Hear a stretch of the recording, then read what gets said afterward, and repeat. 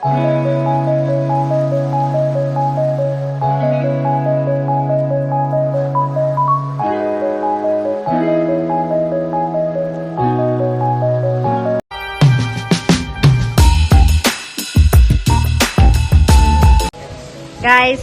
ಎಲ್ಲ ಪ್ಯಾಕ್ ಮಾಡ್ತಾ ಇದೀವಿ. We are going. ತಡಿ ಯಾವ್ದನ್ನ ಯಾ ಎಲ್ಲ ಪ್ಯಾಕ್ ಆಯ್ತು. ವಾಪಸ್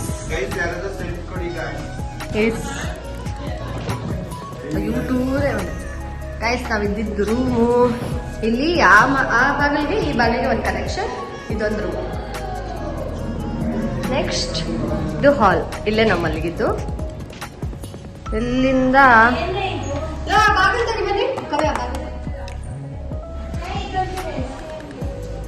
ಇಲ್ಲಿ ಬಾಗಿಲು ತೆಗೆದ್ರೆ ಇಲ್ಲೊಂದು ರೂಮು, ಇಲ್ಲೊಂದು ಕಿಚನ್ ಇದೆ. ಇದು ಆಚೆಗೆ, ಇದು ಆಚೆ ಬಾಲ್ಕನಿ. ಎಲ್ಲ ಪ್ಯಾಕ್ ಆಯ್ತು. ವಾಪಸ್ ಹೋಗೋದೆ. ಗೈಸ್ ಬನ್ನಿ ಗೈಸ್ ಊಟ ಮಾಡೋಣ.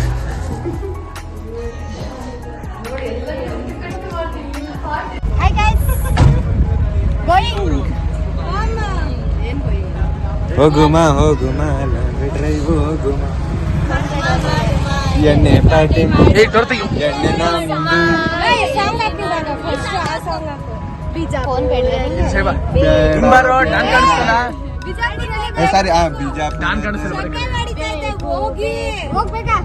ಹಲೋ ಗಾಯ್ಸ್, ಇದು ನಮ್ಮ ಕೊನೆ ದಿನ ಆಗಿತ್ತು ಬಿಜಾಪುರಲ್ಲಿ. ನಿನ್ನೆ ತಾನೇ ಗೃಹ ಪ್ರವೇಶ ಎಲ್ಲ ಮುಗಿಸ್ಕೊಂಡು ಈಗ ವಾಪಸ್ ನಮ್ಮ ಜಾಗಕ್ಕೆ ಹೋಗುವಂಥ ದಿನ.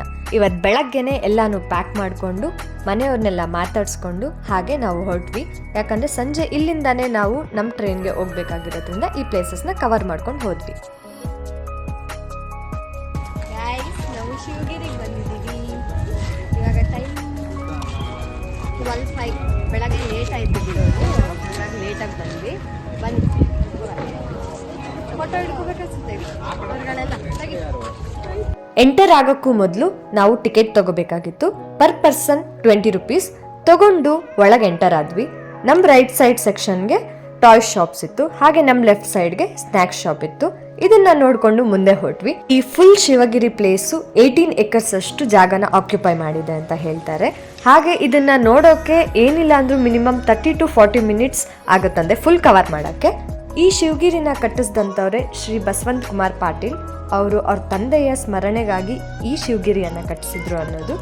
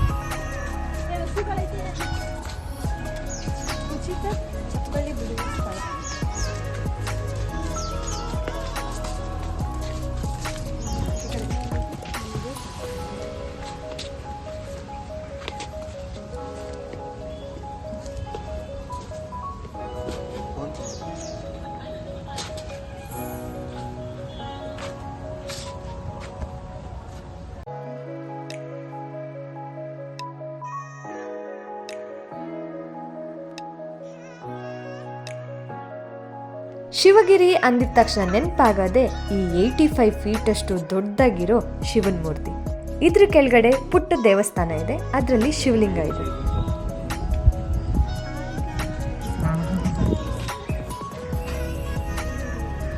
ಈ ಶಿವನ್ ಮೂರ್ತಿಗೆ ಅಪೋಸಿಟ್ ಆಗಿ ಬಸವಣ್ಣನ ಮೂರ್ತಿ ಕೂಡ ಇದೆ.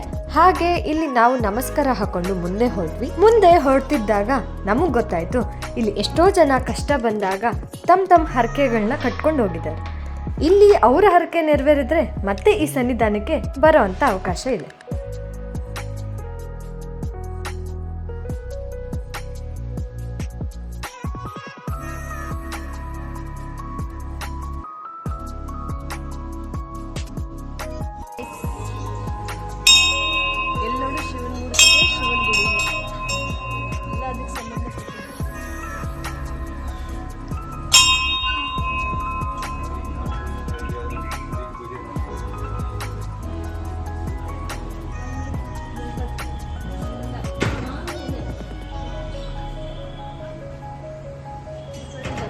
ಇಲ್ಲಿ ಬರೀ ಶಿವನ್ ಮೂರ್ತಿ ಇಲ್ಲ, ಇದಕ್ಕೆ ಸಂಬಂಧಪಟ್ಟಿರೋ ಎಲ್ಲ ಚಿಕ್ಕ ಚಿಕ್ಕ ಗುಡಿಗಳಿದೆ.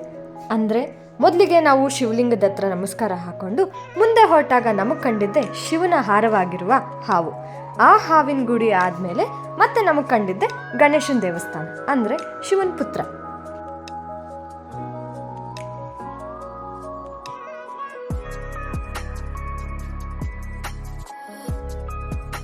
ಗಣೇಶ ಗುಡಿಗೆ ಹೋಗಿ ಆಚೆ ಬಂದ್ಮೇಲೆ ನಮಗೆ ಕಾಣಿಸುತ್ತೆ ಇಲ್ಲಿ ಶಿವಗಿರಿ ಈವೆಂಟ್ಸ್ ಅಂತ ನಡೆಯುತ್ತೆ.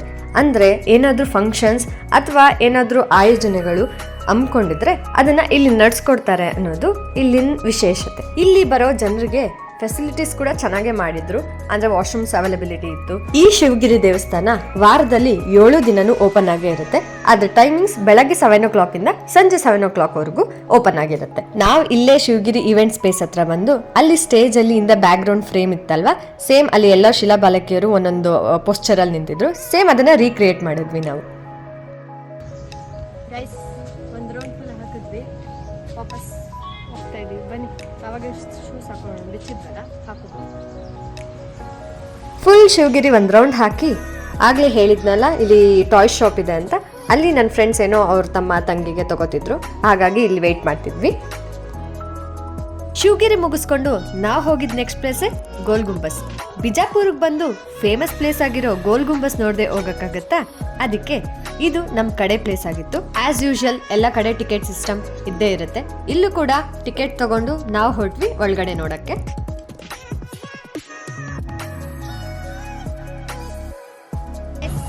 ನಾವು Gol Gumbaz entry fee online pay ಮಾಡಿದ್ರೆ 20 rupees, ಆಫ್ಲೈನ್ ಮಾಡಿದ್ರೆ 25 rupees. ಅದಕ್ಕೆ ಆನ್ಲೈನೇ ತಗೊಂಡಿದ್ದೀವಿ 13 ಜನಕ್ಕೆ. ಆಮೇಲೆ ಇದು ಮ್ಯೂಸಿಯಂ ಫೀ 5 rupees ಎಕ್ಸ್ಟ್ರಾ ಅಷ್ಟೇ ಗೈಸ್. ಬನ್ನಿ ಹೋಗೋಣ.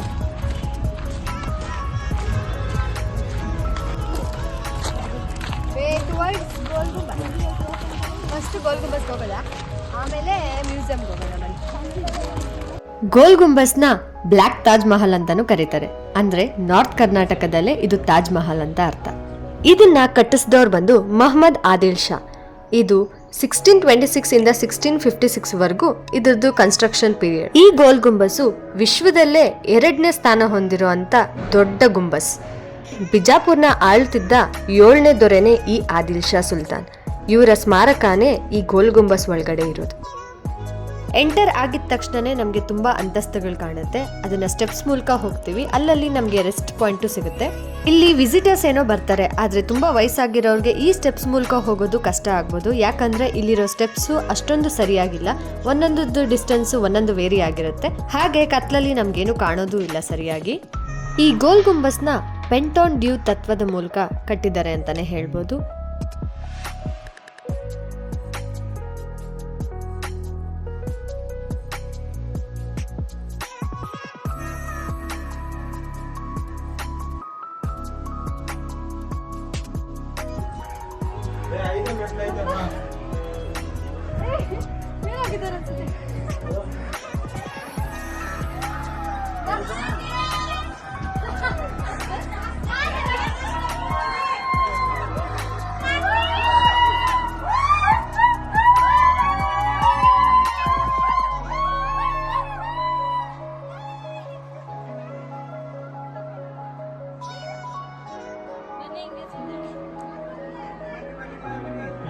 Hello guys!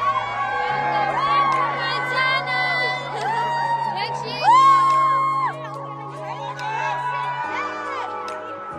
Hello guys!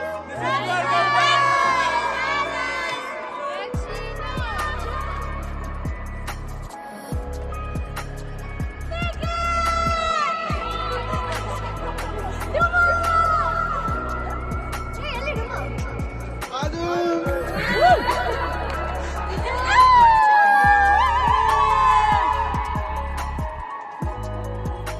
ಗೋಲ್ ಗುಂಬಸ್ ಯಾವ್ದಕ್ ಫೇಮಸ್ ಅಂತ ಎಲ್ರಿಗೂ ಗೊತ್ತಿರೋ ವಿಷಯನೇ. ಇಲ್ಲಿ ಮಾತಾಡೋ ಪಿಸು ಮಾತು 37 ಮೀಟರ್ ಅಷ್ಟು ದೂರದಲ್ಲಿ ಕೇಳಿಸುತ್ತೆ.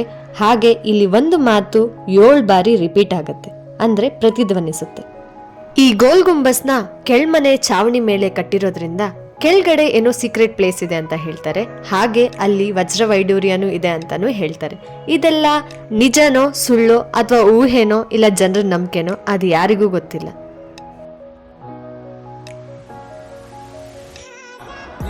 ಹಂಗೆ ಕಾಣಿಸ್ತದೆ ನೋಡು, ಅಲ್ಲಿ ಲೈಟ್ ಕಾಣಿಸ್ತದೆ ನೋಡು, ಅದು ಸೈಡಲ್ಲೆಲ್ಲ ಲೈಟ್ ಬರ್ತದೆ ಬರೋದು.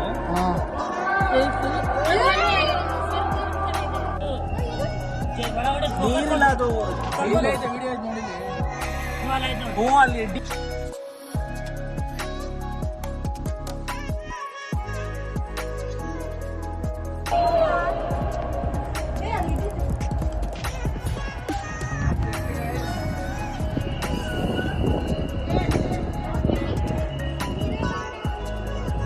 ಏನಿಲ್ಲ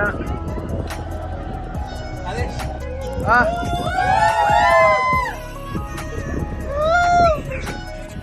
ಹೋಗ್ಲಿಲ್ಲ ಅಲ್ವಾ? ಮ್ಯೂಸಿಯಂ ಇದೆ, museum ground floor first floor ಅಲ್ಲೇ ಹೇಳ್ತಾರೆ, ಇದೇನು ಬೇಡ.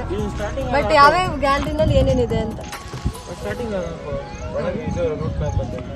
ಇದನ್ನ ಹಾಕೋತಾರೆ. ಕನ್ನಡ ಓದ್ತಿದ್ದೆ, ಹಿಂದಿ ಓದ್ತಿದ್ದೆ, ಇಂಗ್ಲಿಷ್ ಓದ್ತಿದ್ದೆ. Indian English.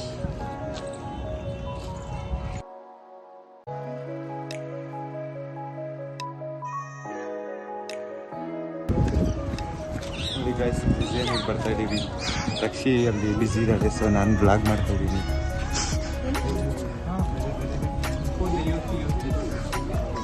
ಗೈಸ್, ನಂಗೆ ಗೊತ್ತಿಲ್ದಂಗೆ ಬ್ಲಾಗ್ ಮಾಡಬೇಕು ಅಂತ ಪ್ಲಾನ್ ಮಾಡ್ತಾ ಇದ್ದೀನಿ. ಪವನ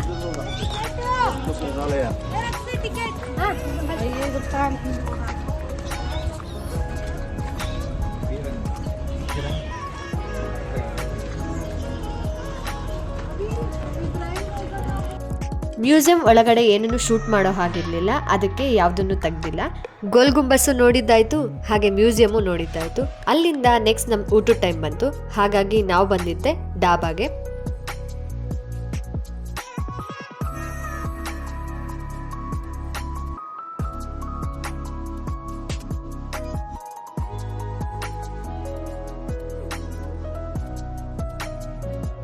ನಿಜ ಇಲ್ಲ, ವಿಡಿಯೋನೇ ಆಗಿಲ್ಲ, ಸಾರಿ. ಇವಾಗ ಮಾಡಿ ಆಯ್ತು.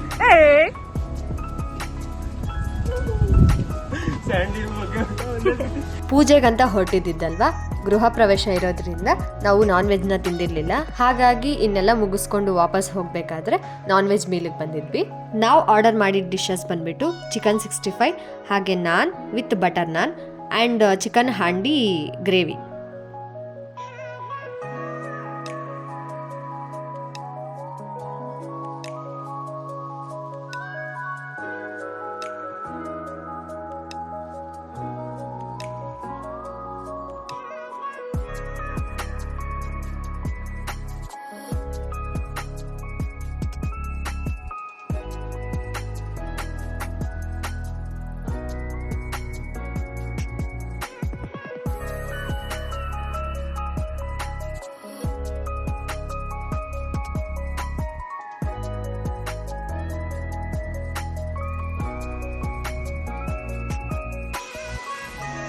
ಅಂಕಲ್ ಅಲ್ಲಿ ನಿಂತಿದೆ.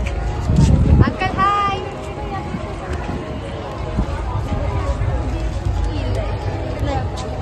ಹೋಗೋವಾಗೇನೋ ಫುಲ್ ಜೋಶಲ್ಲಿ ಹೋದ್ವಿ, ಆದರೆ ಬರಬೇಕಾದ್ರೆ ತುಂಬಾ ಬೇಜಾರಾಯಿತು. ಆ ಮನೇಲಿ ಕಳೆದಿದ್ದಂಥ ಕ್ಷಣಗಳು ಎಲ್ಲರೂ ಎಂಜಾಯ್ ಮಾಡಿದ್ದು ತುಂಬ ಬೇಜಾರಾಯಿತು ಅಲ್ಲಿಂದ ಹೊರಟು ಬರೋಕ್ಕೆ. ಅದಕ್ಕೆ ತುಂಬ ಎಮೋಷ್ನಲ್ ಆಗಿಬಿಟ್ವಿ ಎಲ್ಲರೂ.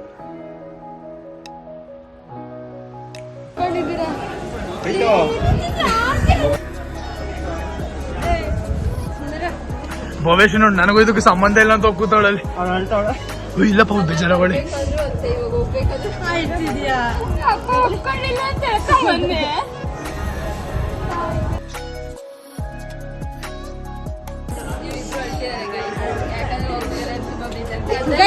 ಟ್ರೈನ್ ಬರ್ಲಿ, ಹುಡುಗಿ ಪಕ್ಕ ಹೇಳ್ತಾಳೆ. ತುಂಬಾ ಇರ್ತಿದ್ದಾಳೆ, ಯಾಕೋ ಗೊತ್ತಿಲ್ಲ, ಇವತ್ತೇ ಫಸ್ಟ್ ಟೈಮ್ ಇಷ್ಟ ಹೇಳ್ತಿದ್ದಾಳೆ ನೋಡಿ ಗೈಸ್. 4 ವರ್ಷದಲ್ಲಿ ಇವತ್ತೇ ಗೈಸ್ ಅಳ್ತಿರೋದು ಇಷ್ಟೊಂದು. ವರ್ಷ ಇದೆ ಅಂದ್ರೂ ಹೇಳ್ತಿದ್ದಾರೆ, ಗೊತ್ತಿಲ್ಲ. ಅವ್ರ ಮನೆಯಿಂದ ತುಂಬಾ ಹಚ್ಕೊಬಿಟ್ಟಿದ್ದಾರೆ ಗೈಸ್. ವ್ಲಾಗ್ ಮಾಡೋರು ಹೇಳ್ತಿದ್ದಾರೆ ಗೈಸ್. ಟ್ರೈನ್ ಹತ್ತದಾಗ ಇಲ್ಲೊಂದ್ ಗಂಟೆ ಹೇಳ್ತಿದ್ದಾರೆ ಗೈಸ್, ಅದಕ್ಕೆ ಇವಾಗ ನಾನು ಹೇಳ್ತಿದ್ದೀನಿ ಗೈಸ್. ಅಳ್ತಿದ್ದಾಳೆ, ನಗ್ತಿದ್ಯಲ್ಲ ನೀವು. ಅಲ್ಲೊಬ್ಬ ಪರದೇಸಿ ಹೋಗಿದ್ದಾನೆ, ನೋಡಕ್ ಆಗ್ತಿಲ್ಲ ಅವ್ನಿಗೆ. ಎಲ್ಲರೂ ನೋಡಕ್ ಆಗದೆ ಅಲ್ಲೋಗಿ ನಿಂತಿದ್ದಾನೆ ಗೈಸ್ ಅಷ್ಟೇ ಗೈಸ್. ಇವ್ರು ಇನ್ನ ಅಳ್ತಾ ಇದ್ದಾಳೆ ಗೈಸ್. ಒಂದ್ ಫ್ರೇಮಲ್ಲಿ ಬರ್ರಪ್ಪ ಇಬ್ರು. ಯಾಕೆ ಹೇಳ್ತಿದ್ದಾರೆ ಅಂತ ಗೊತ್ತಿಲ್ಲ. ಯಾಕೆ ತುಂಬಾ ಹೇಳ್ತಿರಲ್ಲ. ಓ ಇಬ್ಬರು ನೋಡ್ಕೊಂಡು ಅಳು ಬರ್ತಿದೆ ಅಂತ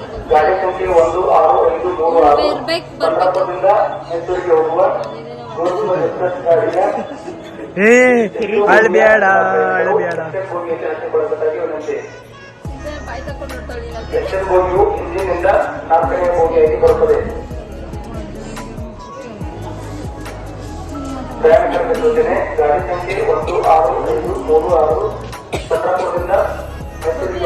ಹಂಗೂ ಅಳ್ಬೇಡ, ಡಬಲ್ ಸೀನ್ ಹರಿಸ್ಬಿಟ್ಟು ಫೋಟೋ ಹೇಳ್ಬಿಟ್ಟು ಕೊಡ್ತೀನಿ.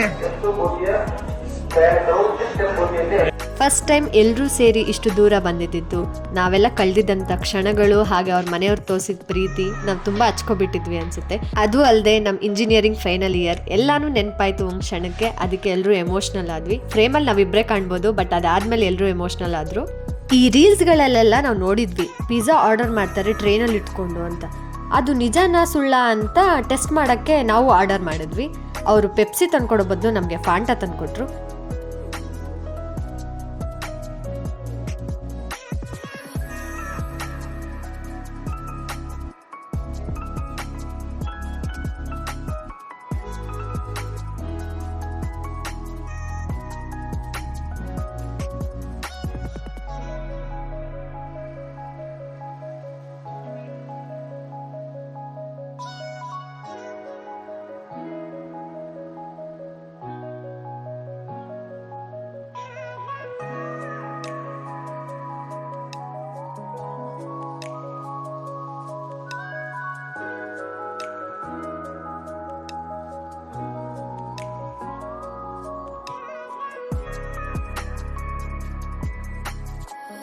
ನಾವು ಬಂದಿದ್ದ ಬಿಜಾಪುರ ಜರ್ನಿ ಇಲ್ಲಿಗೆ ಎಂಡ್ ಆಗುತ್ತೆ. ನಿಮಗೆ ಈ ವಿಡಿಯೋ ಇಷ್ಟ ಆಗಿದ್ರೆ ಲೈಕ್ ಮಾಡಿ, ಶೇರ್ ಮಾಡಿ, ಹಾಗೆ ಕಮೆಂಟ್ ಮಾಡಿ, ಹಾಗೆ ನನ್ನ ಚಾನಲ್ಗೆ ಸಬ್ಸ್ಕ್ರೈಬ್ ಮಾಡ್ಕೊಳ್ಳಿ. Thank you so much.